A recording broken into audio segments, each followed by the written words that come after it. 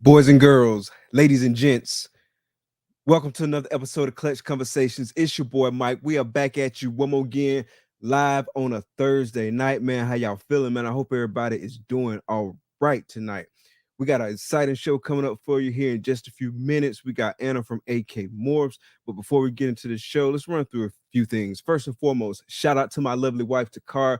Really appreciate you. Appreciate everything you do, holding us down. Y'all make sure y'all show us some love in the comments. Tell her what's up. Tell her thank you for holding us down because we really appreciate all that she does. But don't stop there. Make sure you show the channel some love as well. Hit that like button. If you haven't already subscribed, hit that subscribe button and definitely smash that notification bell so you can get notifications each and every time we drop a video here on the channel. Also, make sure you follow us out there on the audio podcast platforms. Clutch Conversations is available on all major podcasting platforms.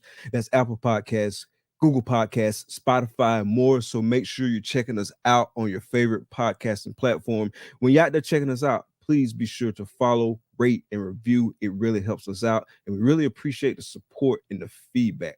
Speaking of support, if you're involved in this hobby in any shape, form, or fashion, make sure you are supporting U.S. Art and U.S. Art Florida. The link for both organizations are in the description of this video. So definitely go through, drop a donation, definitely go through, get your membership, and definitely spread the word, man. Tell a friend, tell a friend, tell a friend, spread the word and help get support for these organizations that help protect our rights as reptile keepers. We're going to pay some bills real quick. So shout out to the sponsors. Shout out to the homie Shane. Shout out to the homie Justin. Y'all check this video out, and then we're going to holler at the chat. Big dreams start in small towns. Small Town Xotics is a family-ran business that specializes in high-quality ball python morphs, western hognoses, and select leopard geckos. They are proud members of U.S. Art, U.S. Art Florida, and the Orient Society. Stay connected with Small Town Xotics on YouTube, Instagram, and Facebook. Witness their journey as they grow their business and showcase their animals to the world. Thank you, Small Town Xotics, for sponsoring the show.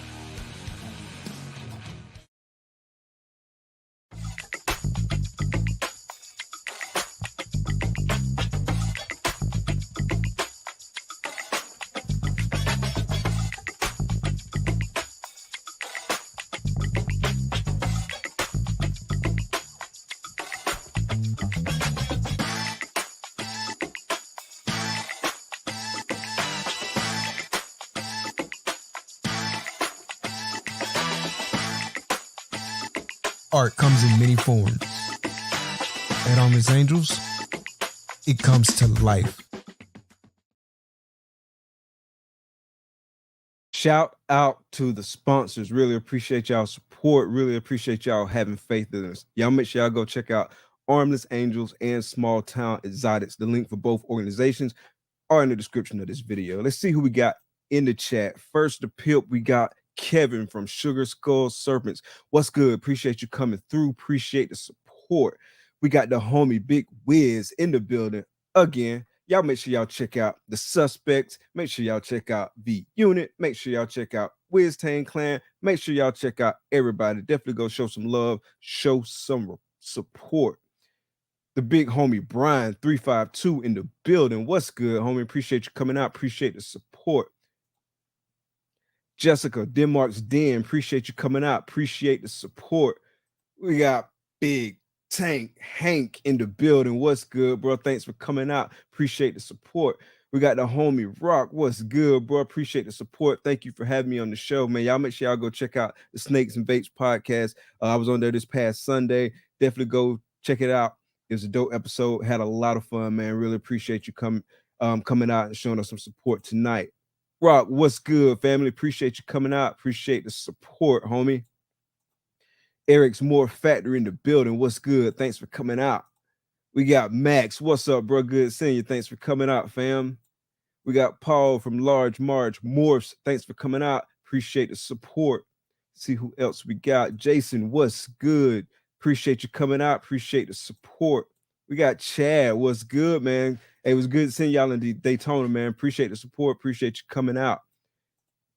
Big Phil in the building. What's good, brother? Thanks for coming out. See who else? We got Arvin, Game of Odds. Appreciate you coming out. We got Merging Morphs, and then we got Lindsay from Pico Pythons. We're going to stop it right there, Lindsay. Really appreciate you coming out. Really appreciate the support. We're going to kick the intro, then we'll be right back with the show.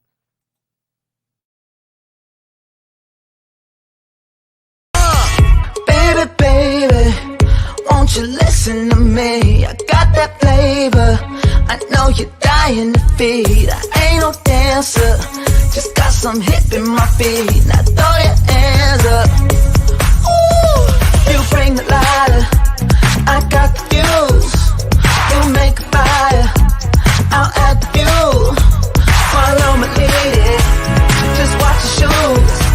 Gotta turn the heat up, spit this cool. Who you know who looking like this for real? Who you know who looking like this? Who you know who looking like this for real? Who you know who looking like this? Who you know who looking like this for real? Who you know who looking like this? Who you know who looking like this for real? Who you know who looking like this?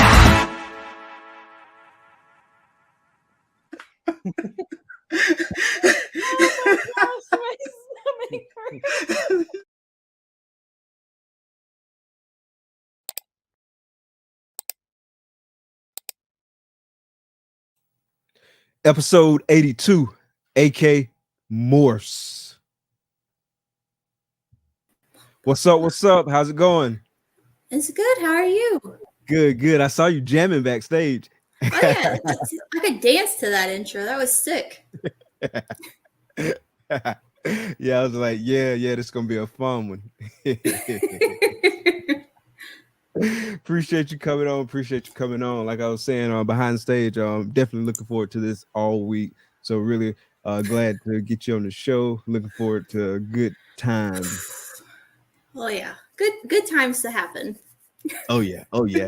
So real quick, for someone who may have been living under a rock, introduce yourself. Tell us a little bit about what you do.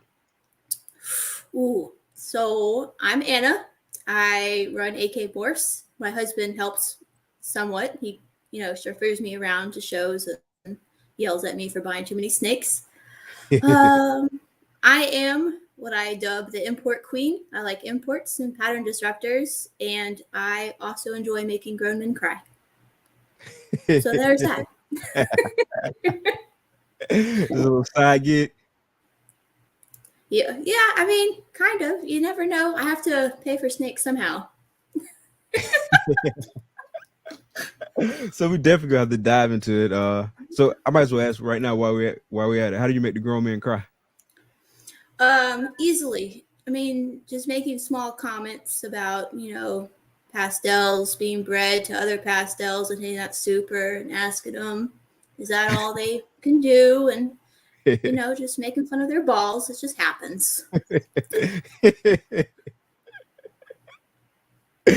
So what led to you working with reptiles and snakes and stuff like that? Have you always been doing that, or is this recent? Oh, hell no. So this is my third year of being a breeder, and I got into it at the end of 2019. And it was all thanks to Brian Barczyk. I kept watching his clutch cutting videos when I was working out, and I was like, man, I could fucking do that. And so I decided, like, one random weekend, I was like, we're gonna go get a snake. And my husband's like, excuse me, hold up, what are we doing? I was like, we're gonna go get a snake. And he's like, is this a manic episode you're in? I was like, yeah, but we're gonna go get one. And I happened to like Google reptile shows, and Arlington was happening that weekend. Nice. I was like, it's fate. And so he was like, oh fuck. And so we went to Arlington, and I walked around the whole venue, and I came across Will Banks's booth. You know how it just goes around the whole fucking wall, so you can't really miss him. And I saw a banana ball python in this case, and this one banana I picked out had like no freckles, and I still have him. He's my non-freckling banana. And I was like, can I see this snake? And the guy just opened up this tub and like put the snake in my hand. And I was clearly just like terrified. I was like, and my husband's like, you don't need to get it if you don't want it. And I don't know how to say no. So I said, I'll take him. Had no idea what I was doing. I didn't have anything set up, had no rodents. And then I started asking him, I was like, yeah, I'll get this snake. You know, what do I have to do for it? And he just looked at me like, oh shit. And I was like, it'll be fine. So we got everything at Arlington, and that's kind of how it started. And I really liked Penny. That's what I named the banana. And then, you know, a month and a half later, I had 3 more. And my husband's like, is this going to be a thing? Are you going to try to do this? And I was like, yeah, I could do this. Had no idea what I was doing. Didn't know anything about genetics. Like I bought a bamboo and a bamboo to make a super bamboo. And I didn't know it made a white snake. And I hate white snakes. And so I took it in 2020. I was like, I really got to focus if I'm going to be a badass in this. And so I just randomly just kept getting bigger and bigger with my ideas and goals until I finally decided what I really wanted to focus on. And then I've just kind of been crushing it, in my opinion, from there. Gotcha. Going back to that first show, you said you were afraid when you first held a snake. Do you remember what exactly you were afraid of? And do you know why you were afraid of that?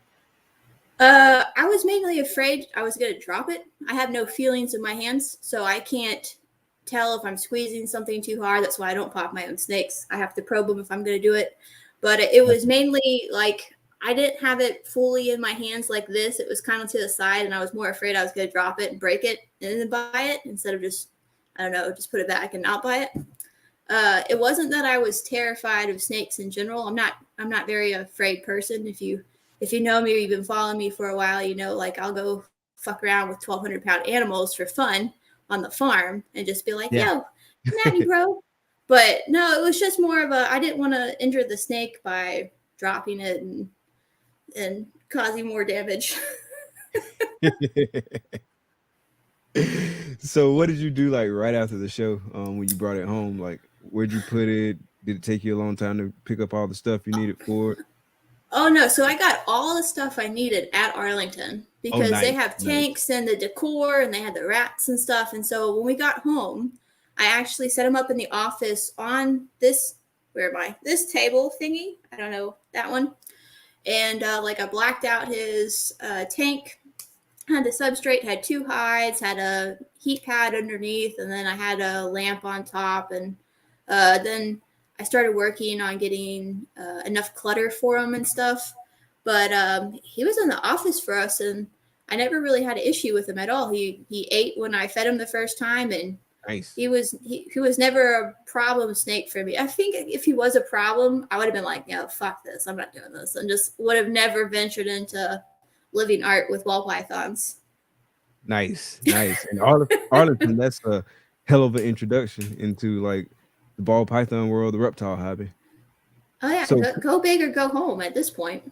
Oh yeah. So walking away from that show, did you kind of like feel like all shows were kind of like that? What were your thoughts at that time?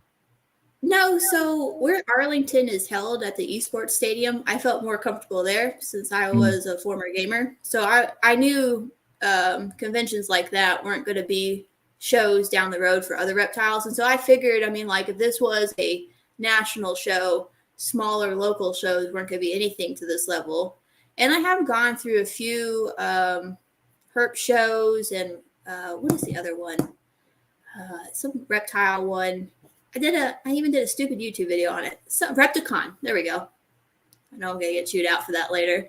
Repticon shows and small like mom and pop shows. And they were nothing that Arlington had. And so I kind of knew I wasn't expecting like top tier service. It was more like peasant grade, medieval service. I don't know if that makes sense to you. In my head, it makes sense on a scale. Peasant grade medieval service.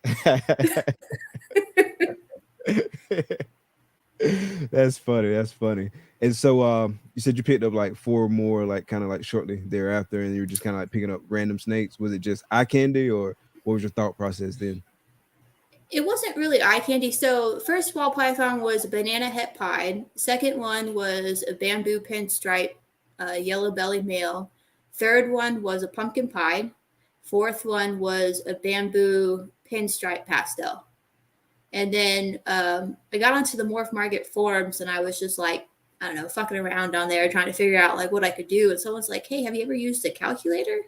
And I was like, yeah, for math. And he's like, no, stupid, for like morphs. And I was like, no. And he was like, here's the link. And so I started just messing around on that. And that's when I found out Bamboo and Bamboo made a white snake. And I was just like, fuck. And I hate white snakes. I hate white snakes and clowns. Like that to me right there. I hate them. Man. I hate clown. I almost hate almost all recessives. I know clown. I know. And I mean, some clown combos are nice, but in general, I hate clowns, prides, GGs, hypos. I'm not a recessive person at all. I hate them. My whole collection. I can't really talk shit because I have all of those genes in my collection. And so Robert will walk in on me looking at clowns, and he'll be like, you looking at more clowns? And I'm like, yeah. He's like, I thought you hated clowns. I was like, I do, but that's where the industry's going, buddy. All right, back off. You don't know what I'm doing over here. And he's like, okay, whatever. Sorry, don't bite me. Men. Hey, you say you call yourself, like, you said, the import queen, right? The import queen. That's right. So what's some cool stuff that you've imported so far? I've imported almost all the genes now that you can find in North America. I imported Twister, Orbit, Nala, Furrow, and Striker. And what makes me very unique, well, I think it makes me very unique, is that my first year, like 2020, what's this, 2023? So my first breeding season was 2021. Going 1, 2, 3. I'm going with the years. Thank God for that. In 2020, I started building my collection and starting to get animals. And so my first year into it as a breeder, I was actually looking on the European side of Morph Market more than I was on the US. And I was like, how hard could it be to buy a snake and import it over here? And that's when I started like reaching out to European sellers. I was like, hey, do you know how to get to America? I see that you ship to America. And they finally kind of broke it down with me. And I reached out to Sander directly at Dutch Dragon Import, DDI. And I was like, hey, if I buy so and so many snakes, is the price per snake or is it per box? And he was like, it's per box. And so my first year getting into ball pythons, I was taking the risk with people overseas doing PayPal friends and family because they don't have business PayPal over there. And just sending people, you know, $1,200, $1,400, whatever amount, and hoping they would drop my snake off in Amsterdam and I would get a snake in like 2 months or something weird like that. And so once I got my first import, I was like, yo, this is fucking easy. And the snakes are cheap as shit. They're cheaper than the US prices. I guarantee you like 3/4 of my collection is from overseas because why would I go spend $2,200 on a clown combo or a breeder female when I can go spend under $1,000 for the same clown combo female that's breeding ready and just have it imported and pay less for importing too. And people don't seem to understand that. And I will tell people all the time, go look overseas. This is how you import. I even made a blog post about it. This is how you import. Save yourself some money. Work with people overseas. Try to build that connection where we can start shipping snakes over the little pond that separates us. People are still pussies. They won't even try it. And they'll complain about it too. So break the process down for us. So let's say you see a DG clown overseas. It's $2,500. It's a proven breeder female. It's ready to go. $2,500. Now, I'm not saying this is a real. Okay, this is an example. So no one come for me saying, I didn't fucking find that snake. Okay, it's fake. I'm just making it up. So $2,500 snake. So you reach out to that seller and you're like, hey, can you ship to the US? And some sellers will be like, no. And some people will be like, yes. Or some will go, yes, but I don't know how to do it. And that's what happened to me my first time too. I had a seller who never had done it before. So I said, hey, if you can hand this snake over to the ham shower Houghton, there will be a courier there that will hand off any snakes for DDI to DDI directly, unless you want to drive to Amsterdam and just drop them off. And they'll be like, all right, what's the process? I'm like, I just need your information. I'll fill out this form. You'll hand the snake over to this guy if you don't go to DDI directly, and that's it. And so you fill out the form, you email it to Sander. Sander will send you a confirmation, be like, hey, I've received your form. Just make sure they have them off by this time in this day. So usually what happens is DDI, I think, got kicked out of like being able to have people drop off snakes at the shows. And so they now actually do have a courier, and it's on their website and Facebook, so you can go find it. But basically the seller who's already going to the show will make a little extra stop to some dude in some rape-looking van thingy, and they're like, here's a snake for you. Here's the person's name. And the guy will be like, thanks. And then he'll drive to Amsterdam and give Sander the snake. And then I think on Monday, so they'll collect all the snakes by Sunday. Monday, Sander will package them up all in one box for the U.S. Distribution guy who he uses in California. Ship them overseas. Guy in California gets them Tuesday morning.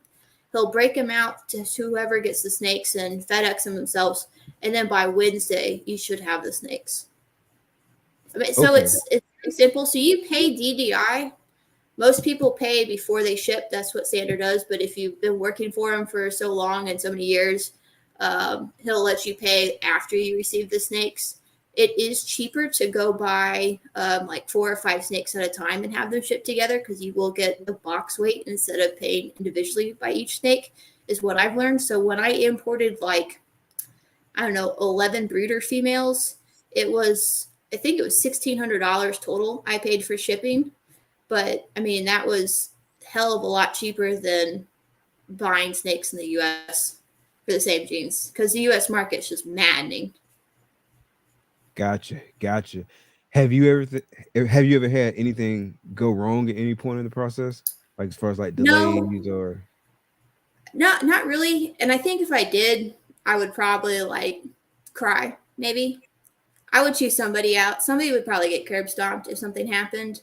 If that happens too, I don't know who it would be responsible. I don't know if it would be the guy in Cali, Sander, or I would reach out to the seller and be like, hey, the snake I got died. What do I do about it? Because at that point, I mean, it's cross continents. 3 different people have handled it. The seller really can't do anything since he dropped off the snake. So I think it would fall under Sander or his distribution dude. But at that time, I've never heard of anyone losing an animal with DDI. Gotcha. Like I've never heard of any horror stories happening where, you know, the animal didn't make it through transport. that's good to know. So it's just a matter of like hearing the process, learning about the process, knowing what to do, and then just executing. Yeah, pretty much. Have you shipped snakes overseas yourself?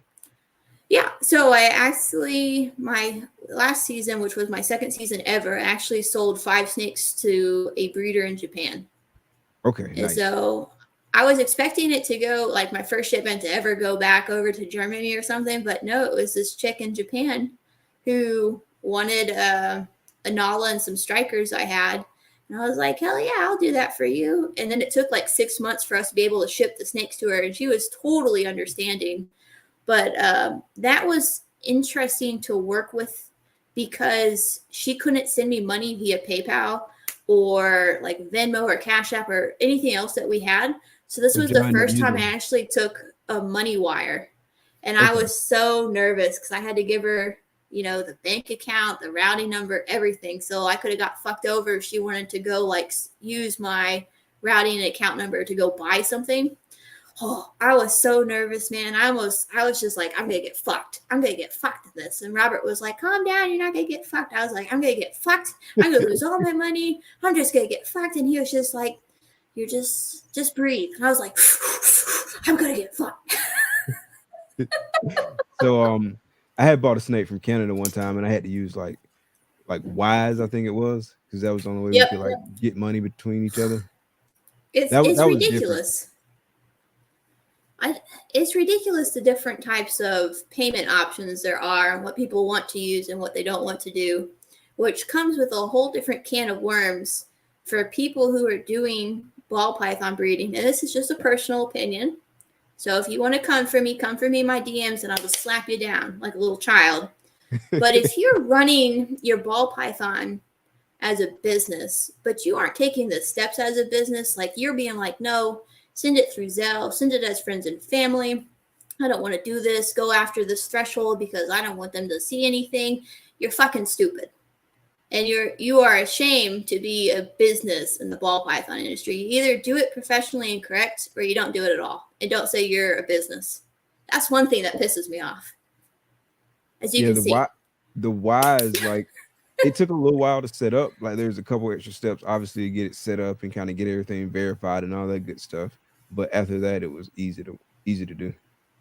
Yeah. And I've had to use that too for Canadians. Yeah. But yeah. So at what point did you decide, hey, I'm gonna do this as a business? How many snakes in were you, and what kind of led to that decision? So in 2020, I decided, I was like, I'm going to give breeding a shot in 2021 and see what happens. And I think in 2021, I had, I'm going to say 14 or 16 snakes. And it dropped down to 9 by the time I was actually breeding, because I was dumb and stupid and bought most males. And I was just like, oh, this one's pretty. This one's pretty. I still don't know what I'm doing, but look at this one. This is gorgeous. And so finally I was like, this is fucking dumb. I need to focus. And so my numbers dropped pretty quick. And my first year breeding, I had 6 clutches, which was way too much for me. I thought I just wanted one. I just wanted one to be like, I can do it. And so then I had 6 go, and I was just like, this is stupid. Why'd I do this? And then I didn't hold it back any snakes except one from my first season. And that's the issue I have, is I'm not a holdback person. Like, I like to make snakes and then just sell them. And I'll have friends be like, why aren't you keeping that? I'm like, because I made it and it can go. And so I'm so bad at moving forward in that sense of keeping what I create. Because my one buyer's remorse was a GHI super trick I created last season. The first one ever, world's first. The snake looked sick. And like, I was like, yeah, she might be for sale. And the guy was like, will you take this price? And I was like, yeah, she's yours now, buddy. She's fine. And then I kept looking at her, and I was just like, I shouldn't have fucking sold this snake. This was gorgeous snake. But I don't have that very often. And I just don't like holding things back. I'm one of those, and I think it might be my autism, where I'm just like, okay, cool, I made it. Let's go see what else I can make. But not keep the building blocks of what I just made to help me move forward, because I'm stupid. That's what I was about to ask. Like, as far as like the holdbacks and stuff, like I'm sure you're producing some stuff that would really like progress your projects forward. They would. But do I keep them? No, because I'm dumb. But this season, my 3rd season, I finally have like a little rec where I'm like, okay, I'll hold back this amount. And so it's not going so well, but I've held back like 3. I had 20 clutches so far. You're posting the Spot Nose Nala Clown too, right? I did, and that one's for sale. And I've already had like 13 people message me about it. Like, is this for sale? Are you going to sell it? Is this for sale? And I was like, yeah, it's a cunt. You can have it. Get it out of my rack system. When it came out of the egg, I've never had a snake do this, and it's just Nalas in my experience that do this. Not even puzzles. My puzzles are sweet puppy dogs compared to these Nala psychos, okay? This snake, the Spot Nose, was coming out of the egg when I walked by and struck at me. I was like, oh, wow. You're not even alive yet. Like, you're still there. Like, what are you coming after me for? Has never stopped not trying to strike me. I'm like, square up. I'll fucking take you right now. Just in your little head. I'll ding you. And it just follow you. And Bushveld, who is the distributor or distribution person for BPM Reptiles, who is the South African breeder who founded Furrow, Nala, and Striker. Mm-hmm. He just hatched out like 4 super Nalas, and the wife sent me a screenshot of Warren complaining to her about how these Nalas were assholes because they just kept biting, and he's never dealt with snakes like that. And she even said in her text message, she's like, I gotta send this to Anne, and she'll find this funny. And man, they're assholes. They're just complete pricks. I'm not kidding. I've never had one strike at me out the egg. No, I have not. And it's just I was just like, "Are you serious?" And Robert was like, "What?" I was like, "This snake just fucking tried to go for me." He's like, "No, it didn't." And he went like this with his hand, and that snake went. Bleep. I was just like, That's "Devil, wild. right there. That's wild. That's Satan. This snake hates me." Yeah, like the earliest I ever have them strike is like after the first shed. Oh no, this snake. This one takes the cake for all of them so far. Even in blue, this thing was just popping off with his little mouth. And today I was just trying to change him because he finally shed, and he was just eyeing me wherever I went. Like his head was just following, and I was like, "Fucking do something! I'm gonna pop you with this paper towel roll in a minute. Do it." Are the Man, adults he like did that it. too? No, they can see that's the weird thing. They calm down around that 400 gram mark, but up until then, man, you're just debating like if you should just toss him into another room, just flick him, just. I don't know what happened. It's gone. And I can't do that. I love animals, but sometimes, man, I'm just like, I'm going to just bonk the shit out of this snake. It's going to happen. And Robert will be like, well, you can't feel anything in your hands. Why don't you just get bit? I'm like, I don't want to be bit. That's the whole point. That's why I got you. You get bit for me because you're dumb and you can't listen what the snake's about to do. And just, he gets tagged all the time. I'm not going to get tagged by that. Yeah, that's wild. Like I can't imagine like getting struck out the egg. Obviously, it's not gonna hurt or nothing, but it'll be funny to see though. Like whoa, it's like it was that. Crazy. I wish I had like a little camera in the incubator and could record that dude because he was probably striking at everything that just moved by. It's crazy. Eater? I don't know. So he shed today, okay. And so usually I wait 5 days before I offer them their first meal. But I'm going to try to offer them their first meal on Sunday just to see if they'll take it. Because Nalas, for once, have never been hesitant about taking a meal from me. And they are, while they're just little demons and assholes, top-notch, the best eaters I've ever had. I mean, I bet you if I offered him a rat today, he would take it. Like, he would just, I'm just like, ugh. He would do it. So aside from the run-ins with the Nala, are there any other kind of like challenges and stuff that you've had along the way? Like, what are some of those if so? This one clutch I just hatched out, I mentioned it, was my blackhead clutch.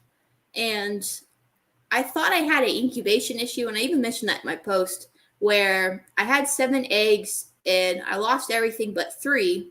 And the 3 I have left, one has a small cleft lip, and the other 2 have a stub tail. They're like their tail didn't fully form.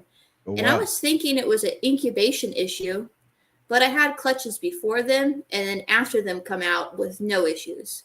Okay. And so Chris from Ball Pythons 101 mentioned me. He shot me a message and he's like, hey, was this a blackhead Mojave clutch? And I said, yeah, the mom was Mojave, had hypo, or no, she's Mojave hypo. And the dad was a blackhead. And he was like, it was the blackhead Mojave that did it.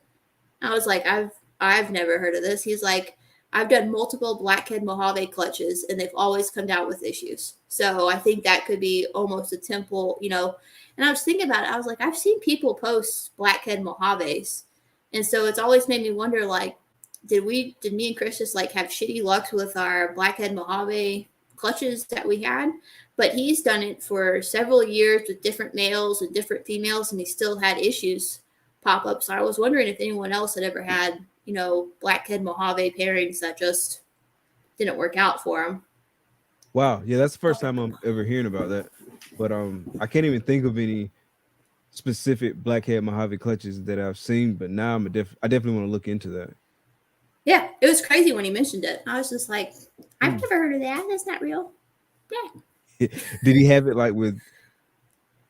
You said it was multiple sires, like multiple different animals and stuff. So it wasn't just like limited to 2 parents. Okay. Yes, he said he did it. He did the pairing, multiple blackhead Mojave pairings for several years with different snakes, and he said that a majority of them usually came out with issues. Wow. And I was just like, I have never ever heard of that. But I was like, makes sense though if it's true, because my clutch got fucked. Yeah, that's wild. Yeah, I'm gonna definitely look into that and see if I know anybody else who's had that problem, because at some point I would have put Mojave and blackhead together. for sure. Oh, and see, If that's gonna I be an know issue, I don't want to do it. I know I've definitely seen blackhead Mojave combos without any issues. Of course, the name escapes me right now, but there's this guy on Instagram who always posts his sick ass blackhead combos, and I swear to God, some of them have Mojave in them, and they never look like they have issues. So What if it could be I like don't a know. I line think it was thing a or fluke. something? I don't know. Could be. It could be. Interesting.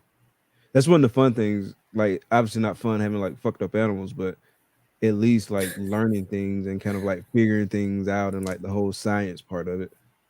Yeah. And I think I never had science growing up in school. Like that was a class I somehow never got to take, but I missed out. I feel like I would have been a mad scientist and blown up the lab at least 3 times. But it was interesting learning the science behind morphs and stuff because I had never heard of a Punnett square. Never had to do it in school. Just shows you my education. But never learned it at all. And my husband's over here is like, it's a Punnett square. That's what you do. And you got to do it like this. And you got to go like this. And you marched out. And I just look at him like, what? And he was like, let's break it down for you, slowpoke. You go like this. And I was like, you know what? I have the morph market calculator. I don't need you, little Punnett square. Yeah, it's fun learning about the genetics and like figuring out the math and like just being able to like figure out stuff on the fly like that. That was one of the first things that I got interested in too, like seeing like all the different like paint jobs and stuff, all the different morphs, and then understanding the science behind it and reading all that stuff. Like I just got hooked and just snowballed, and like it's been all downhill from there. It's just a drug, man. You just get on it and you're just on it for life now. Yeah, it's definitely like a drug, man. I wake up thinking about it, go to bed thinking about it. I'm thinking about it during the day at work, like it's all the time, nonstop. Can't get enough.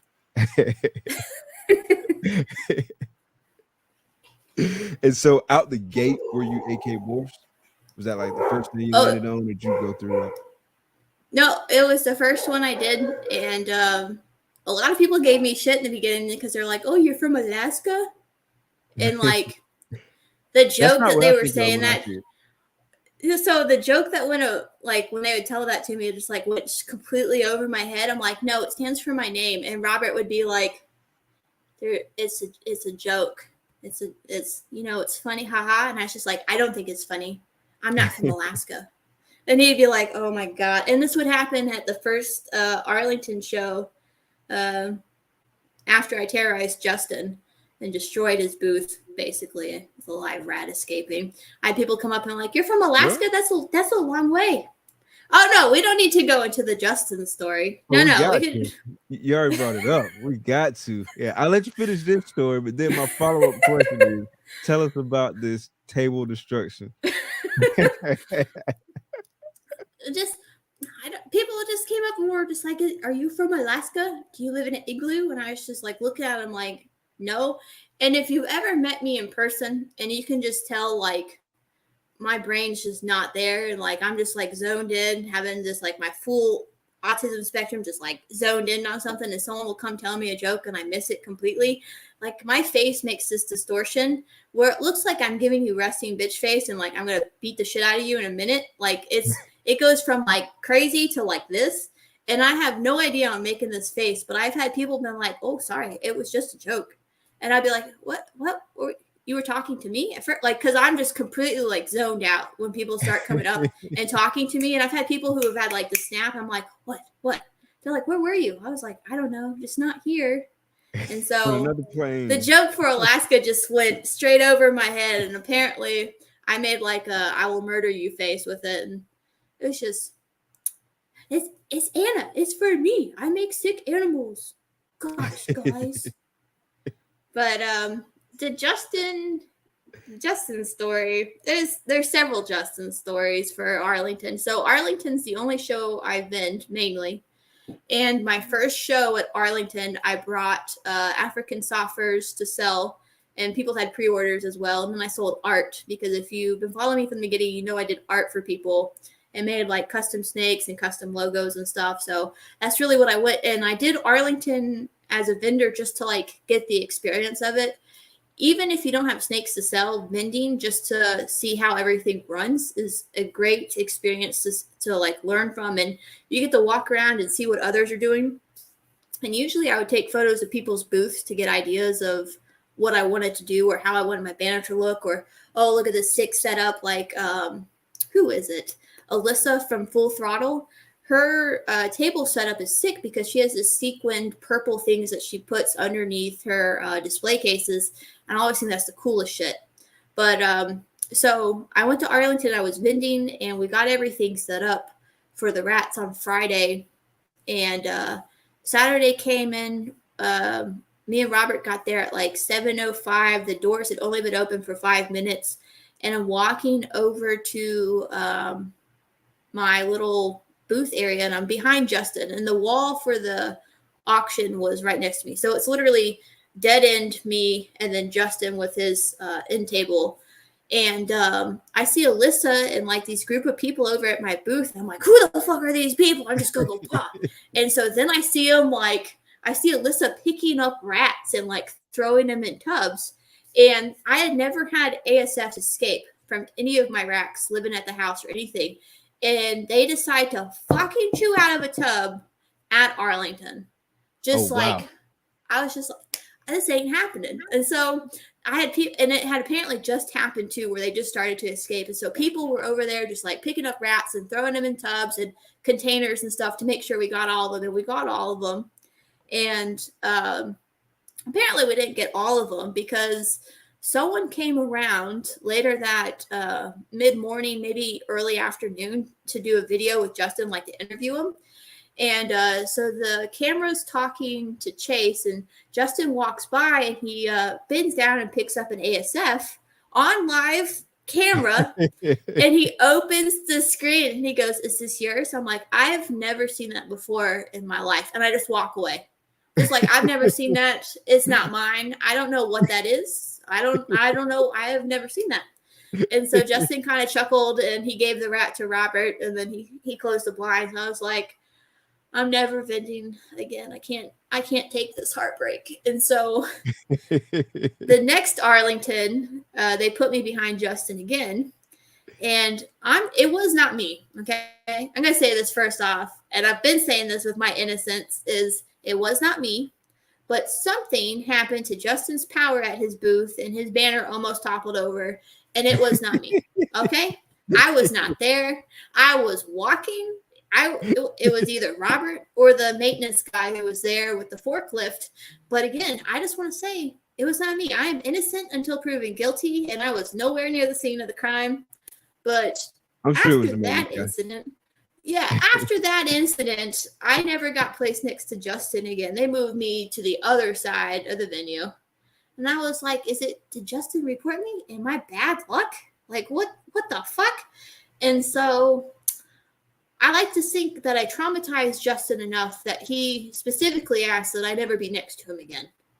And so now I'm next to JSA, Troy, and John, and it's me, and then usually some other random person that doesn't do balls. It's usually a bug or a carpet python person, and then Bob and his crew are at the other end. And then across from us is usually Wilbanks, but this last show, it was like multiple small breeders with like one table. And so far, 3 or 4 shows in, nothing terrible has happened. So I am not the cause of Justin's bad luck. I'm just going to say that right now. Nothing has happened since I've been over there. Just going to say, I haven't been kicked out of my spot yet.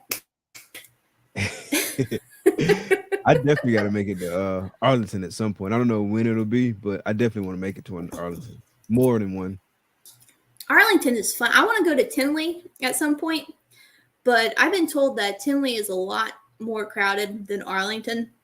And I think with a lot of people or a lot of noise, like I can barely do the auctions. And if I do the auctions, I have Robert's gun headphones on because it just gets too loud.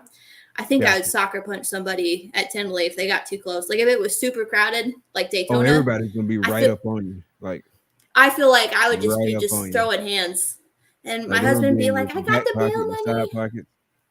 Yeah, man, I'm just, I can't have all these people around me. It just, in Arlington, sometimes like it'll be too much, and I'll be like, Robert, take over for 5 minutes, and I'll just bend down and hide under my table. I'm like, it's too many people. I'm overstimulated. I'm gonna snap. And he'll be like, you're fine. Just go eat some popcorn. You're okay. I'm like, yeah, because popcorn's gonna solve it.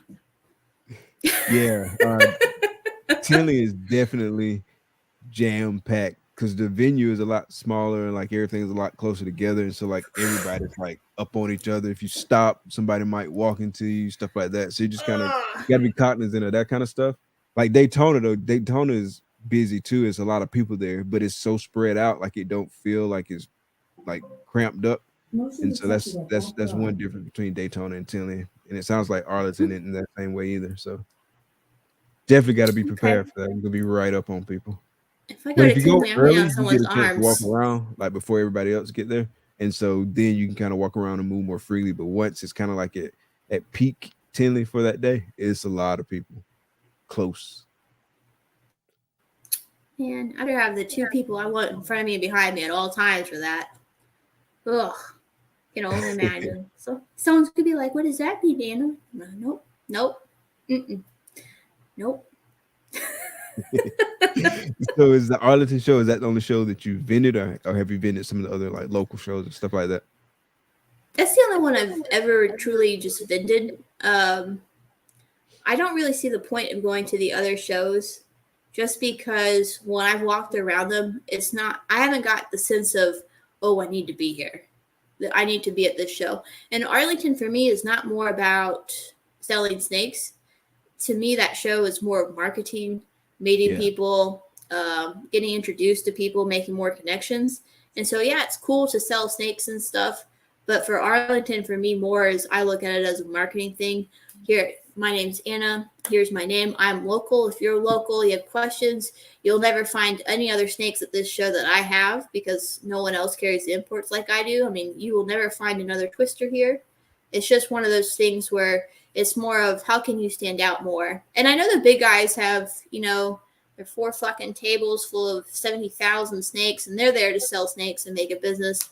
But for me, I'm happy if I sell one snake, but I would rather meet people that I can work with or collaborate further down the road, or future customers that want to come back to me. And that's usually what happens for me. I'll have people just take my business cards. They'll never buy a snake at the show, but they'll hit me up, 3-4 months later and be like, hey, I saw you at Arlington. I really like this snake. Can I buy it? And I was like, yeah, and you're local. I don't mind meeting up to deliver it, So that's how I usually look at shows. Yeah, I've heard a number of people kind of like say something similar. Like a big part of the show is just getting out there, putting your name out there, building your brand, meeting folks, networking, and you never know, you might meet somebody at the show, and then like a few months later, they do a ton of business with you, but you never would have come across that person had you not gone out.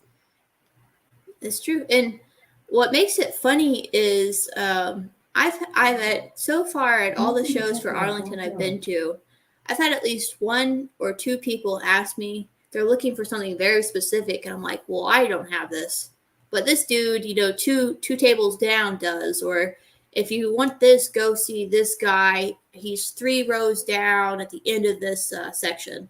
And I'll have a client who will go, or a customer who will go and go look at the snake and go buy it. And they'll come back and be like, here, this is the snake I wanted to get.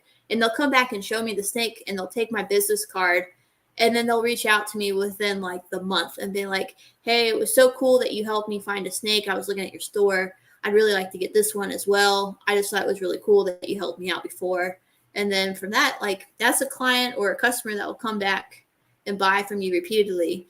And that's one thing that I like to, I think that's one of the few things that makes me stand out more than most breeders, because I've never seen it at shows where I will walk away from my table to go help a potential buyer look at my competition's table.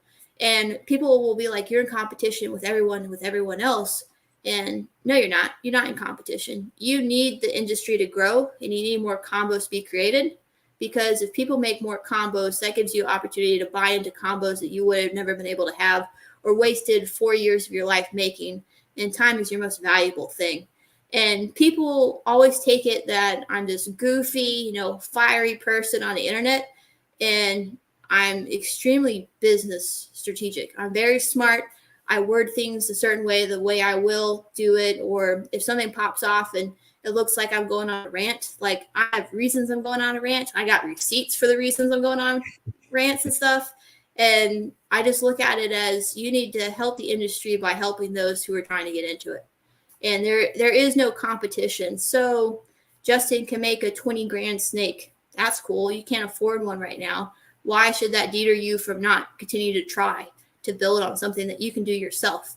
And I've never understood that. I've never understood why people can come into this business or industry and drop 40 grand and then they want a quick turnaround, and you're not dealing with true inventory. You're dealing with animals, and animals are never a quick inventory. It's never a quick turnaround. And people, for whatever reason, they always think, oh, I see these people doing it, and these people doing it. They're making hundreds of thousands of dollars a year. I'm like, you don't make $100,000 right now in your real life. What makes you think that you can do that with this business moving forward right now with the mentality that you have? Yeah, and another part of that too is like they just seeing the tip of the iceberg. It's a lot of shit like below sea level that you're not looking at. You're just in the top of the iceberg, right? It's a lot that it took to get to that point to where you were doing all that. And so you got to think about it from that perspective too. Yeah. And so Justin's original interview that he did, or some dumb thing I saw, he was like, I started off with ball pythons because I got a loan from a family member for $75,000. And thinking of inflation from when he did this to now, that's easily $150,000, $200,000 that that family member gave him to get into ball pythons. We don't have family members who can give us, $500,000 right now or $250,000 to get into a hobby. You need to hustle and do what you're doing. You need to make smart financial decisions if you're ever going to grow. And it blows my mind that people will come and ask me for advice or help. And I'm a very straight, blunt person. And I will tell you how it is. And it's not that I have an attitude. I'm not emotional. I'm just telling you the best way I see it, and this is how it's logical. And people will get so fucking pissy because I'm not bending to their thing, or I'm not taking in their consideration for how they feel about it. I was like, I don't give two shits about your feelings. You asked me for business advice. I'm giving you business advice, and you don't fucking like it. So then you're going to sit there and bitch about it and say how I was rude to you, or I didn't take a part into your feelings, or that your mom is sick and you're doing this all on your own. I don't care. I do not care about your feelings. I do not care about your opinions on something. And most of the people who come and ask me for advice are grown-ass men. And I'm not saying this about all men, but y'all a bunch of pussies if you can't handle straight facts being spit at you from someone who's been at the lowest of low, literally, to, a little bit of mid-ground. People always ask me, Anna, what season are you on? What season are you at? I'm on my third season. Well, I don't understand how you're at your third season with all the shit you have. It's because I'm smart. I strategically look at how I can run a business, because this isn't my first business I've run. I strategically look at what I need to as investments to move forward with my projects. And I don't chase big guys. I don't chase what other people are making. And so Justin makes, the Kiki, the genetic clown. All of a sudden, everyone's just like, oh my God, I need to get into this. Or Babu's popping off some voodoo DG Azanthic thing. Oh my God, I need this. I'm like, why are you chasing their shit when you should be making your own shit to chase? You should be proud of the own shit that you have. I don't chase any of the big guys. I don't have any, and it doesn't make logical sense to me why people idolize these people when it's another human being. They're not on a pedestal. They're not above you in any way. You are you and they are them. And you're both doing snakes. And that's it. You shouldn't have people on pedestals. You shouldn't bow down to them. You shouldn't think he's God because people release $20,000 or $30,000 snakes. Makes no fucking sense. I'm just like, oh my God, you're all fucking stupid. I can't handle this. And I've told people that to their face too, and they just look shocked. Like, how can you say that? I'm like, it's because you're stupid. I don't know what else to say. And people always get mad. They're like, well, $3,000 is a lot of money. I'm like, yeah, it's a lot of money. It's a lot of money for me too. But how are you going to make that $3,000 work for you? Are you going to go buy a one animal that may or may not push your projects if he's not up to size or she's not up to size, or you could split that and get 2 animals with different genetics that can push your projects further than that one animal can. Well, I never think about that. And I was like, yeah, it's because you have blinders on. You need people in your little circle of friends or whatever you want to call who are going to push you and make you uncomfortable. The more uncomfortable you are, the more better you're going to be at it. 100%. And I love being uncomfortable. And people just don't understand that. And with nowadays, anything you say is going to be, oh, you're just being mean, or you're not inclusive, or you're racist, or blah, blah. I'm just like, y'all can suck my dick. I don't care. I never understand people. And I think that's what makes me so good at ball pythons. I stick to my own lane. I don't have a massive friend circle. If any, I talk to, 2 or 3 people, mainly throughout the week. And other than that, everyone else can get fucked because you aren't communicating with me. I'm not communicating with you. We have no business things going on. And if you want to join my circle of inner peace and wisdom that I just spewed out all the time, it's called $4.99 a month. It's a subscriber on my Instagram. You can join it. You get all of this and plus much more for $4.99 a month. So on that mic drop, we're going to take a real quick break to shout out the sponsors, and then we'll be right back. I want to tap into some of that financial advice that you give folks. We're going to do a real quick shout out to the sponsors. Okay. Peace and love, family. We invite you into the heart of our serenity, Ancestral Royal Pythons. At Ancestral Royal Pythons, we're not just breeders, we're nurturers of love and growth.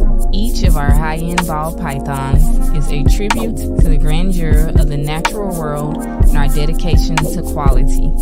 Reach out today and bring one of our creations into your home. This is Ancestral Royal Pythons. Your journey begins here. Here's to the exciting world of Ebony and Ivory reptiles. From unforgettable parties and events to keeping and hatching some of the dopest reptiles in the reptile hobby, we're all about education, quality, integrity, and respect. Hit us up and see how we can help make your next project a reality. Experience Ebony and Ivory reptiles, where fascination meets fun. Ebony and Ivory reptiles. So surprisingly, on a show about balls, no one has ever said suck my dick. So congratulations. Thank you. You have made Clutch Conversations history. You got the chat going crazy. That's what I love. I love that I can't see them either. So I don't know if people are talking shit or what, but I'm just like, no, everybody is loving it. Everybody is loving it. So talk about some of that financial advice that you give out. Like if you had to point to like 3 things, like what would be kind of like your top 3 things that you would kind of tell somebody if they were looking for financial advice in this industry? Top 3 things financial advice wise. My top 3 thing is to make a budget each year. Budget how much you want to spend, how much you want to buy. Okay? And if you go over it, you need to whack yourself once. But if you go over it more than once, you need to make the funds that were available for something else and cover that. You don't want to spend above your means. And a lot of people nowadays do that every month. I mean, let's say you get a $3,000 paycheck, you got $3,400 in bills. You're spending over your means. You need to cut something out that's going to bring you down stuff. And that is extremely hard to do with, the economy right now and where our politics are at and how everything's fucked in the world, and aliens really just need to come and invade us at this point. Swear to God. But you need to budget. You need to set a goal for yourself, how much you want to spend each year for things that you need to help grow your collection or animals that need to help you grow. And I've said this before, is that every other year I focus on either buying equipment, and then the next year will be animals. So I have it set up. Now, what happened this year was I was mainly focused on buying equipment. I was buying racks and stuff. Well, I asked my boss, I said, hey, instead of a raise this year, will you buy me Freedom Breeder X? And he said, how much do you need? And I said, this much. And he said, okay, go buy it. Now, for me, Nice. I'm lucky enough that my boss is cool as fuck and will let me go do stuff like that, because he has told me numerous times that he believes in what I do. He knows that I have the mindset to achieve anything I want, and he doesn't want to ever lose me. He wants to make sure I'm happy. So I'm like, I'm happy, boss Nice. man. That's what's up. You're cool. And so my boss is also a financial advisor. So we do more with private equity deals. So when people start talking about hundreds of thousands of dollars, I don't even blink anymore. I'm used to dealing with multi-million-dollar deals and stuff. So money to me, it used to be really scary, but then after getting this job, I'm just like, I'm not gonna worry about it. And I've had people come up from our clients who have wanted to invest in AK Morphs. They want to do it. So I know if I ever truly want to set a goal and go build a facility on my land or do something crazy, I have investors already ready to back me because they see how I work. And so I think that's pretty cool. But first thing, set a budget for yourself on what you want to do each year. And why I chose every other year to buy equipment or snakes is because whatever snakes you buy that singular year are going to be females, and they're going to have to grow that 16 months. That gives you that 1 year off for your equipment. And then your female should be ready to go the following year. So to me, that just made logical sense. Like, okay, if I get my snakes, I'll change that, and my females will be ready to grow. The second thing, financial advice, I would say, is if you are going to become a legit business and actually call yourself a business, and this is something you plan on doing full-time or want to get into full-time down the road, you need to set yourself up as a business. So I'm not telling you to go out and become an LLC. Fuck that shit. You don't need to do that unless you are making $250,000 plus a year.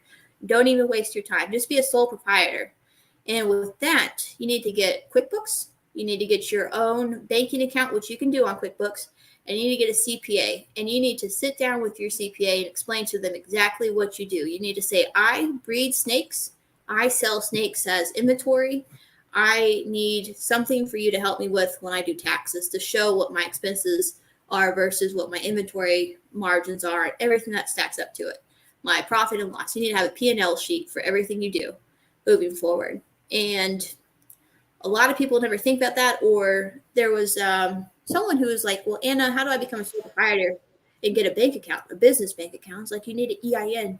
And so this fool, he went to Google and Googled, like, how do I get an EIN? Of course, like Zoom doc or Zoom lawyer or whatever pops up, like, you pay $199 and we'll get you an EIN to be free. EINs are free.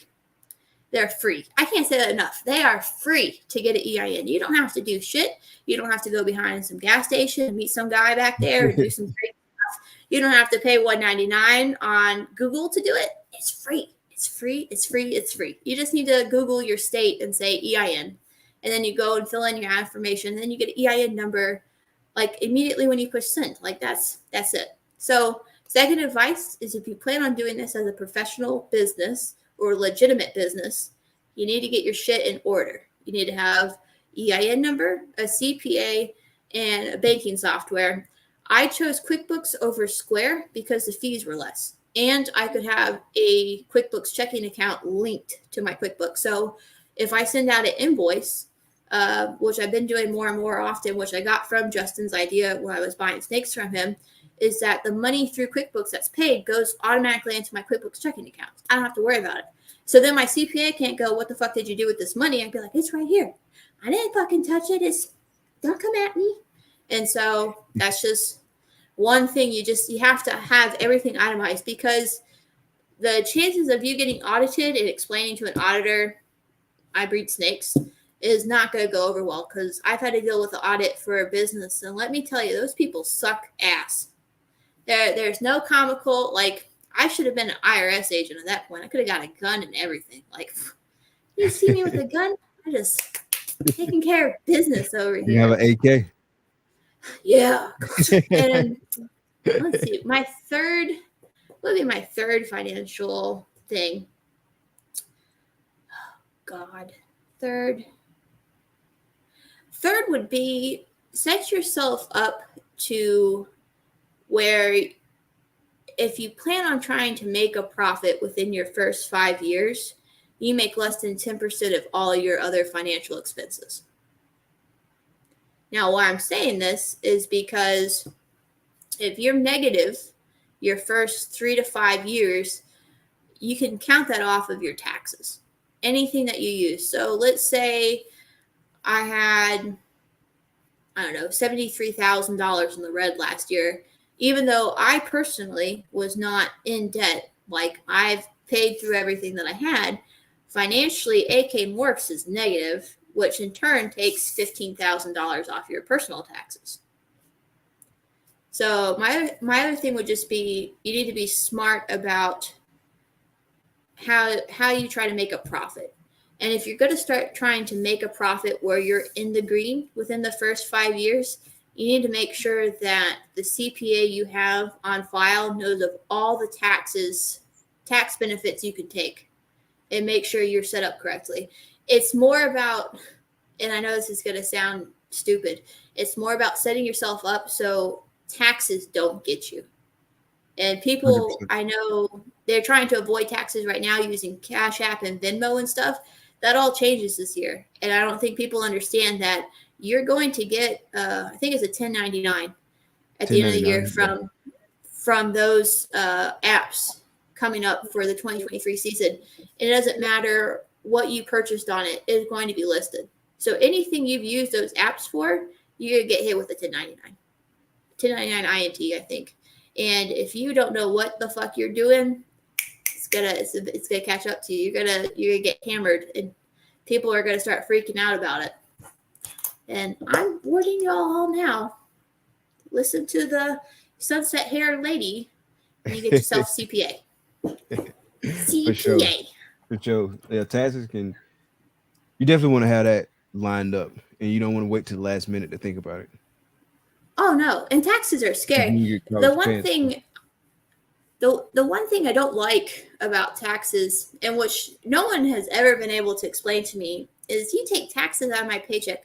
Why do I still gotta pay taxes on shit with the tax money that's already been taxed? It makes no fucking sense. And then you have what I don't like is that, let's say the IRS goes back and audits your 2020 tax return and says, oh, you still owe us more money. They can immediately go put a lien on your bank account and you can't touch it. It's all gone. And there's no way you're going to ever get it back legally unless you have a really high expensive lawyer, which most of us can't afford, and you fucking go fight the IRS. This is why we need aliens. Just come on down. Take me home. Just take me home. Yeah, that's definitely a group that you don't want to get into it with. So if you can stay out of it, definitely stay out of it, because it's not worth it. It's going to drain you.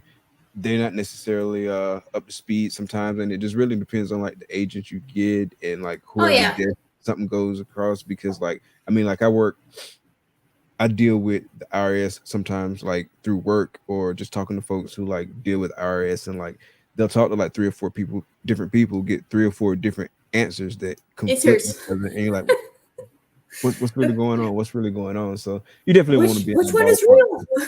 Exactly. It's wild. It's wild. It's nuts. But yeah, I can have a whole podcast about that shit, to be honest. I won't bore everybody, but let's talk about like customer relationships and stuff like that. Like you touched on it a little bit earlier, like with customers that have like circled back to you because you helped them out in the past and stuff like that. What are some other kind of like customer service value add type things that you do? Oh God. Recently, a lot of Morph Market, I've had people come and message me about snakes or something.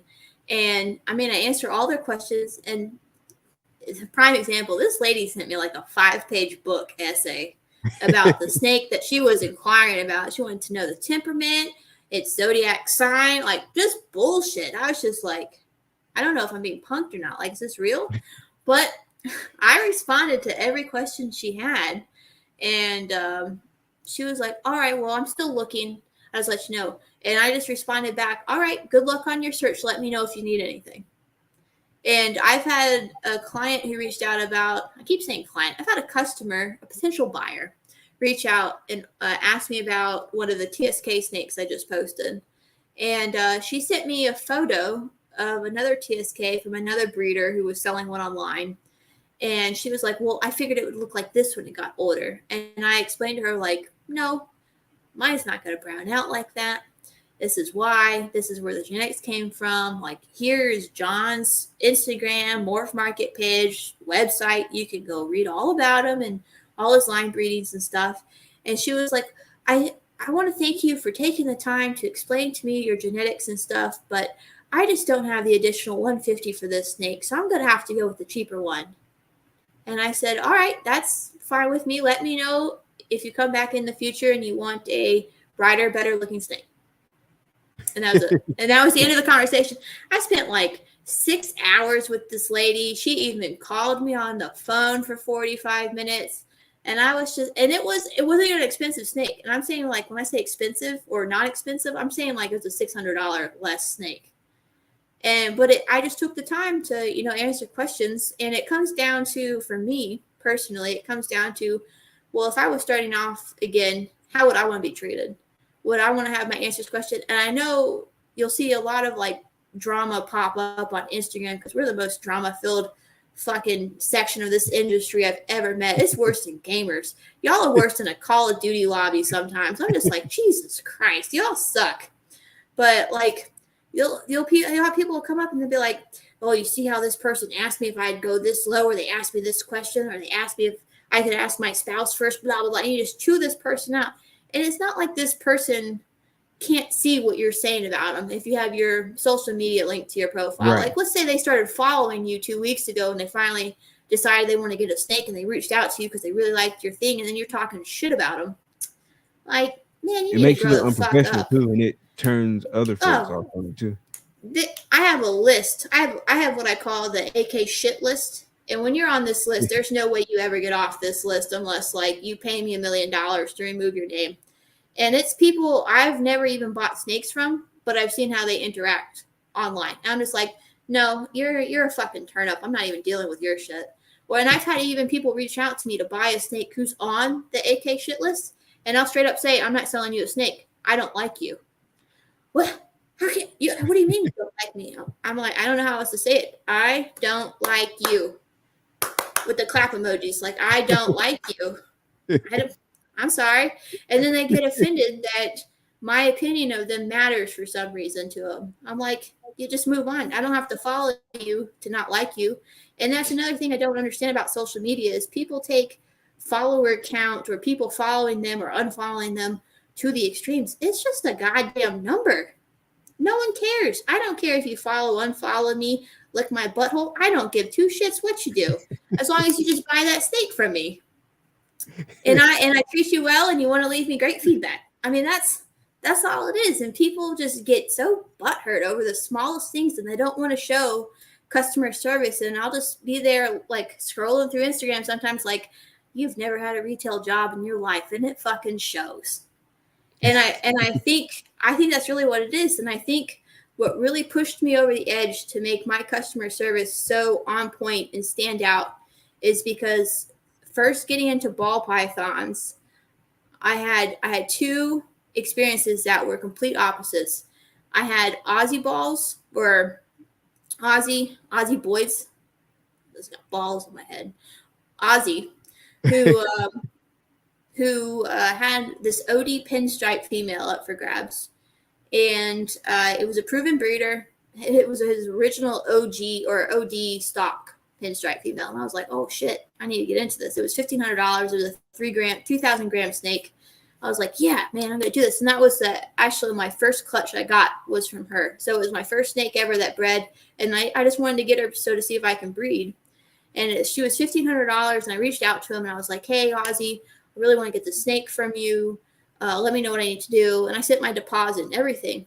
I got laid off 2 weeks after that. This was during COVID. This is 2020.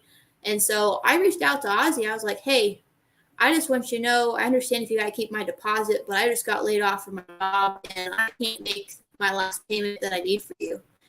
And Ozzy, without missing a beat, he goes, do we need to extend it? Just, you want me to extend it some more? I can give you, up to 60 days to extend or whatever it needs to work for you. Like, I just want to make sure you're taken care of. You're not wasting money. And, the snake has a place to go. And him showing me that, because people will call him a big dog or a big guy, like him taking the time to personally reach out and be like, hey, I can extend this for you. I don't want you to feel rushed or hurried or anything. Like, she's fine. Just stay in here until you're able to get it, blah, blah, blah. That really showed me like the customer service I wanted to achieve. Like, I wanted to get to a point where I could offer that and not have a person feel bad about it. And then on the opposite shit stick of this was Outback Reptiles. That guy can go fuck himself. I got my first nanny breeder male from this guy. And I'm still not breeding yet. I'm getting ready to breed. I saw this nanny, I think Mojave male. I really wanted him. He was a proven breeder. Got super excited, got him. Got the snake in, had him in quarantine and stuff. And the snake was just, he wasn't like acting right. I've been in this for like 6 months at this point. I don't really know what I'm looking for, but I got to the point where I'm just like, something's not right with this snake. Fast forward, the snake passed 27 days after I received the snake. Oh, wow. It ate for me, but it had no real signs of like distress, or it didn't have weird poop, or it was just died. And so me being the person I go and get a necropsy. I want to know why this snake died. Is there a disease? Did I somehow give it to my collection? Like, what the fuck happened? So I drive like an hour and a half, get the snake necropsied, get the results back and whatnot. And the snake died from a bacterial infection, basically a septic bacterial infection that the snake have had for 6+ months. Didn't come from my collection. So I reach out to this fucking retard. I'm going to say that lightly because that's what he is. He's missing brain cells at this point. On Messenger, straight up messaged him. I was like, hey, I got necropsy results back. This is what it said. And like, I sent him the photo. I was like, if you need to talk to the vet about this, he's also a boa breeder. So he knows what he's looking for. Like, he knows the industry. And the guy basically responded back going, oh, he didn't get that from here. I'm like, yeah, he did. We went on probably like a 2-hour message back and forth with this dude, and I was live posting everything that I messaged to him on my Instagram stories during this time. I was like, look at this fucking cunt. So get no refund, get no return, get nothing, but that didn't come from my collection. You should take better care of your snakes, is basically what this guy told me. And I told him I hope he steps on a Lego that goes up his butthole and he's uncomfortable for the rest of his life. And if he got hit by a bus, I probably would be driving it. Anyways, so that showed me the type of person I didn't want to be. And so if you go to my Morph Market page and you actually take the time to read my store policy, I offer a 30-day health guarantee on my snake because of that fucker. And I will even pay for necropsy and anything if a snake dies. And if it comes back as a septic bacterial infection, which had to have come from my collection, I will not only pay for that necropsy that you did, refund you the money for that snake, but I will offer you replacement, or I'll offer you future store credit. I will pay for everything because I stand by my animals and the health of my animals.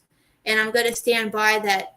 I spend nearly $10,000 a year having my collection tested throughout the year because I deal with so many imports and I have snakes coming in and out, and I don't want anything to happen. This, to me, is my retirement because I've spent my retirement. I took out my 401k, which was $4,000 because I'm stupid and I didn't know what a 401k was until I was like 26. And so I went and bought a rack and like a snake with my retirement money. And I said, I'm going to fucking do this. And my husband thought I was crazy, but of course he's not going to get rid of me because who else is want to stick up with both of us? And so we just decided we were going to stick it out together. But it's just one of those things where I'm like, man, I could never fuck someone over like that and not feel bad. And I posted something on Morph Market members Facebook group the other day or last night asking about if you sold a snake and it was wrongly sexed after, I don't know, 5 months of having the snake, what would you do? Would you refund it? Would you do replacement, partial refund, blah, blah, blah? And the reason I was asking this was because I did buy a snake from a big time person. I tried to pop it when it first got here and it took a massive shit. And I said, all right, we're done. We're not going to mess with this snake, thinking I didn't have to worry about it. I mean, it's a male. I bought it from a big guy. They should know how to sex snakes. I bought 2 males from them, blah, blah, blah. Turns out the male I was about to go use for my breeding season, because I had been feeding this male, getting him ready, because I'm like, yeah, let's go, man. You're about to meet a lady. Turns out it's a female. Reach out to him after 5 months and say, I popped and probed this snake. It's a female. And without missing a beat, the guy goes, that sucks, but that was a great deal of a snake. And I responded back as nicely as I could. If I wanted a multi-gene female, I would have paid the price for it, but I didn't want one. I needed a male. And so we got it figured out today. But just that quick response of that sucks, at least you got a great deal, really just like irked me. And my rage meter just went, like I was ready to fly someplace and go curb stomp somebody. And I had to tell myself, like, no, let's give him 24 hours. Men are a little bit slow. Okay, let's just let him think about his actions before you decide to go do something dumb. And so I've been working on my anger issues towards some people. And so I give them the benefit of the doubt, woosah, and I wait 24 hours. And if nothing's fixed about it, then I'll rage out on you and make you regret ever meeting me in your life. So how did y'all end up working it out? Like what happened? So I was in the process of buying a nice massive package value-wise snakes for my mom. I was getting 1-1, and I was like, let me just put, a partial refund from the snake I bought from you and just put it to my remaining balance. And he was like, all right, that's fine. I'm like, cool. Okay. I mean, it wasn't like I didn't get half of a full refund of what the snake cost, but I gave him a number and he agreed to it. And then we just worked from that. And I was just like, all right, done deal. Okay. And then I was happy again. And the sun came out and the horns went away and birds started chirping like it was Snow White outside. It's like, and the sun just started glowing and everyone was like hearing angels singing. They're like, oh, everything went fine. That's funny. So what's next for AK Morphs? Like, are you planning on expanding? You kind of decide you want to be at? What's some things that we should be on the lookout for? So that's a really good question. I've been throwing around the idea of getting a 15 by 30 facility built on my property. Because when we bought this farm with all the horses and stuff, I bought it for the shop that's right outside of our house. And I was like, I can use that as a snake facility. Well, after the hoarder who used to live here removed all their shit, it was self-poured concrete. The building was probably built by the man. And I was just like, I can't fucking bring snakes in here. Like when it rains, it leaks. And so the one good room that this shop had is where my ASFs are. And so I'm just tearing it down and building my snake facility there. And if I really wanted to, I could go and probably get 20 or 30 more Freedom Breeder racks and get probably 10 more rat racks and just like fully just deck out and do my own thing. I think I'm going to wait another year to see where I want to be, because every year I've increased my clutches by like 2. So like my first season, I had 6 by accident, and then I hit 12 or 13 my second season. And now I've hit 20 this season. And 20 to me was a lot, because for me, not only do I work full time and I'm insomniac and I do all the horses and I rescue all the animals and I do this and all that stuff, is that I have extremely depression episodes. I have major depression. I've had it for 21 years now. Like, I'm depressed every single day, and it just takes a toll on me. And it just depends on how much I really want to do. Like doing this podcast, I was like, can I just cancel? I don't want to fucking do this. I'm gonna fucking do it. I'm gonna man up. I'm gonna fucking do this. And so like I had to talk myself into doing this like 20 minutes before it was happening. And I was like, we're gonna go fucking do this. Ah! And so my husband's like, okay, crazy, fine. But I have depression almost every day, and I have the horrible thoughts that come with it. And so it takes a lot for me to even want to like go into my snake room sometimes and just water them. So I really got to like talk myself up into doing it. And having 20 clutches this season has really put like that pressure on me of like, you need to take care of these babies. You need to take care of these snakes. You need to go in there. You need to check this and check this and check this. And then there will be days, like I'm on day 4 right now of no sleep. I'm just not sleeping. I'm one of those people where I'm just like, ooh, what can I do at 2 a.m.? And my brain will be like, you should go care your fucking snakes. And my other side will go, or we could go watch anime. And so anime usually wins. But sometimes I'll go and take care of snakes, but it's just been a real struggle to see if I want to go for more clutches in the future, or if like I found like a happy medium of 12 to 18 clutches. And with that mindset of doing 12 to 18 clutches, it's made me think of what exactly do you want to focus on? And so people have been seeing me selling off proven breeder females. Like I'm selling off, I have a lot of like het clown proven breeder females going out, and I have all this different stuff. And people are like, what are you doing? Are you getting out of the industry? Blah, blah, blah. I'm like, no, I'm just really focusing on what I want to do. So what you can expect in the 2024 season is I'm going to have a lot of twisters.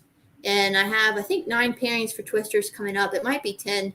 But twister was the original import gene I wanted to be known for. And then when we moved out here to the farm, all of my girls reabsorbed. So I didn't have any twisters for my second season. And then this season, I'm finally hitting twisters again. But I'm really focused on twisters. I'll have a lot of visual clown twisters coming out. I'm going to DG. I'm doing puzzles. I should have, hopefully, more monsoons. I only had 1 monsoon clutch my second season, and I hit a visual monsoon, and then it died in the egg. So talk about gut wrenching. I was just like, it was my first clutch 2 of the season. I was like, this fucking sucks. I'm done. Yeah. I'm not doing shit with snakes anymore. So I'm hoping I'll have monsoons again. And of course I'll have paint stuff, puzzle stuff, DG stuff, clown stuff, pie stuff, all the shit I said I don't like. I'll have it just for all you shenanigans out there. But it's mainly going to be twister focused. I will be having a few Hydra clutches, and people don't know what Hydra is. So I'm very excited to be popping off those animals coming up, because the clown version, just a 2 gene or 3 gene clown, like a Hydra fire clown, fucking sick. And yeah, I haven't heard of Hydra. People don't know what AK's got cooking up over here. Like I see the little smallest like little things pop up. I'm like, I like that. I like that a lot. I'm going to go buy that. And so if you see me getting into something, you need to know that Anna's done her homework. Anna's asked 1,000 questions. And Anna's most likely about to push this project, and you're about to get annoyed by how much shit you're going to see about it. But I've kept Hydra under wraps simply because I don't want people to get into it yet until I've made my visual clowns. And so I don't want the fuss to happen. And I think there's only 1 Hydra left available on Morph Market right now for sale, and it's not het clown or visual clown. It's just a Hydra, like I think scaleless head. And I'm just like, yeah.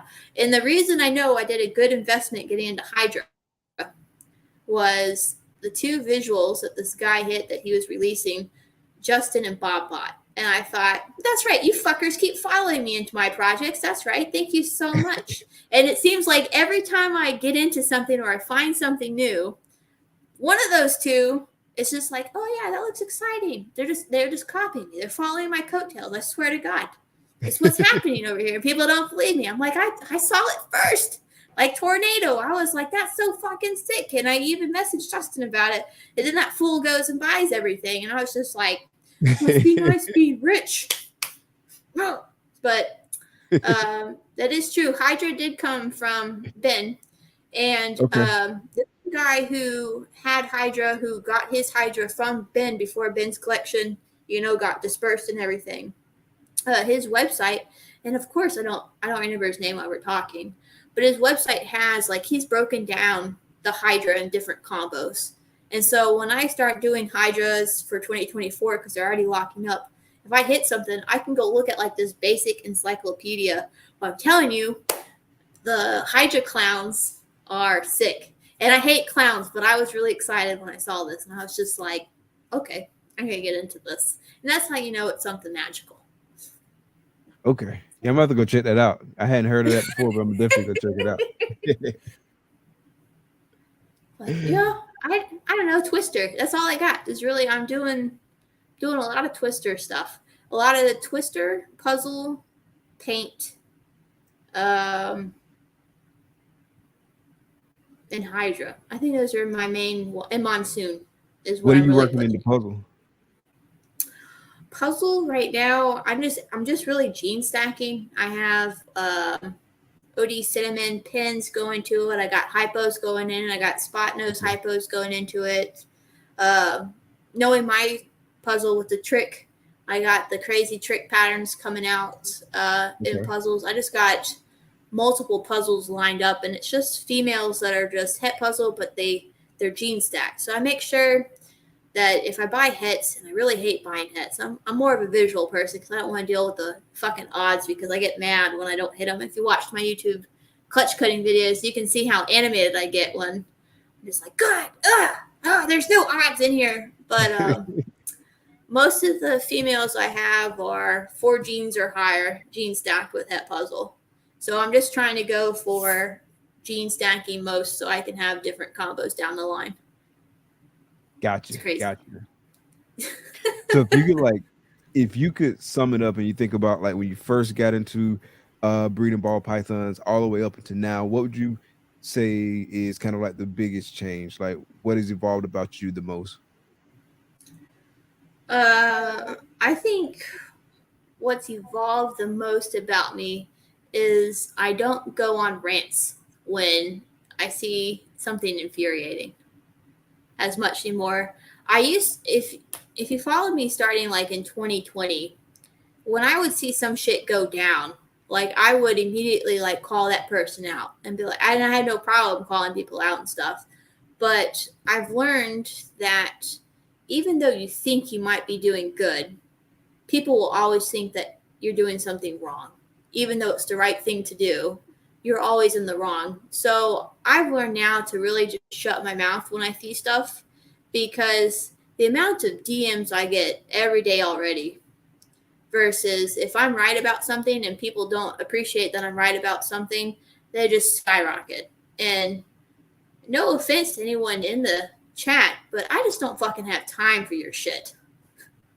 I am going too many different directions, and it's just crazy. So I've learned to keep my mouth shut more often than not. But if I do finally get to that point where I've had enough and I do say something, you best believe whoever's involved is going to get their ass chewed out. And I have no problem saying shit to your face in person, and then you acting like a little bitch-ass little boy who can't take a comment and then have to walk away and talk shit about me away from me because you're not man enough to say it to my fucking face. That's another thing. I have no problem just calling you out in real life. And people, oh my God, you can't do that. Yes, I can. What are you going to do about it? Keyboard warrior? Oh, people just piss me off like that. All right, man. Well, so it's been a blast. I do have some wrap-up questions for you before I let you get out of here and enjoy the rest of your night. And so the first one is, if you could live anywhere in the world, where would it be and why? Finland, because Finland? it's the happiest place in the world. Oh, really? Mm-hmm. Why do you say that? Is that like their motto or something? It's like the study that they do, like the happiest place in the world to live or the best place to live in the world. Finland has come in first place the last 6 years. Why are they so happy? I don't know, because they're just happy people. It's in the water. I don't know.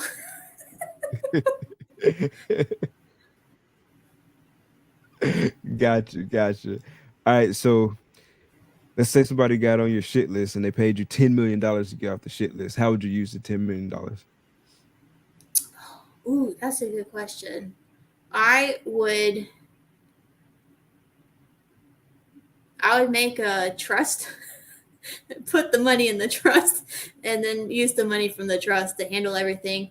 But I would probably get my 501c3 set up permanently and probably go buy a larger acreage and move forward to saving more of the senior kill-pin horses and going that way. I would also probably spend 40 grand and take a cruise around the world for 378 days or whatnot and visit the entire world like that. Nice. For 40 grand, man, sign me up. Nice. All right, so last one of these random questions. So if you could have dinner with any 3 people, dead or alive, who would it be and why? Jesus. Steve Irwin, because of course, that's not even, you don't even have to ask a question as to why. I love Steve Irwin. I think the second person would probably be my mom's dad, so my maternal grandfather, because I just don't remember him at all. I know he taught me how to fish. I'm an excellent fisherman, but I don't remember the man at all. So I think that would be cool to reconnect with him. And the third person, God, I don't know. I don't like that many people to begin with, and most of them are still alive. They could be alive. Alive is fine, dead or alive. Ugh, it's even less of the list. You know what? The third person won't even be a person. I would like to have dinner with my first shepherd, Lucy. Nice. German Shepherd. Yeah. Nice. German I love Shepherds German all the Shepherd. way. You got 2. Aww. Remy and Bishop. I have a Cora and a Sasha. Okay, nice. Yeah, I love Shepherd. I love him. All right, so what's one question you wish I would have asked you, and how would you have answered it? One question I wish you would have asked me. Oh, I know, because I get this DM a lot. Do you have an OnlyFans? The question is no. I do not have an OnlyFans, but if you'd like to send me money for chicken breast titties that I can send you, here's all my contact information. That's the one question I get all the time. Do you have an OnlyFans? Why do you think you get that question all the time? Because people think I'm bratty and they think that's cute. And you have little men who think they're men come into my DMs and slide in and think they can handle this. And I'm just like, boy, you don't want any of this. All right. My 19 personalities you could not handle together.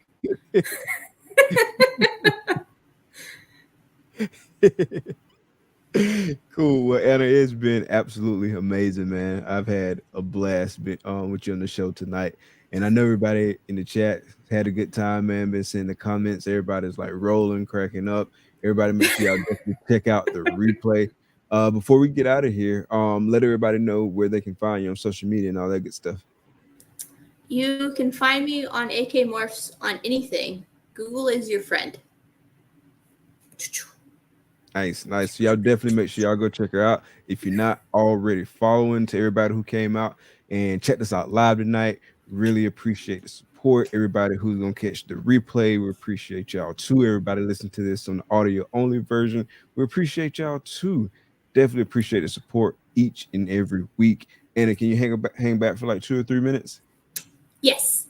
Cool. Well, everybody, thank y'all for coming out. Be blessed. Peace. Wasn't ready to click the button, but there we go.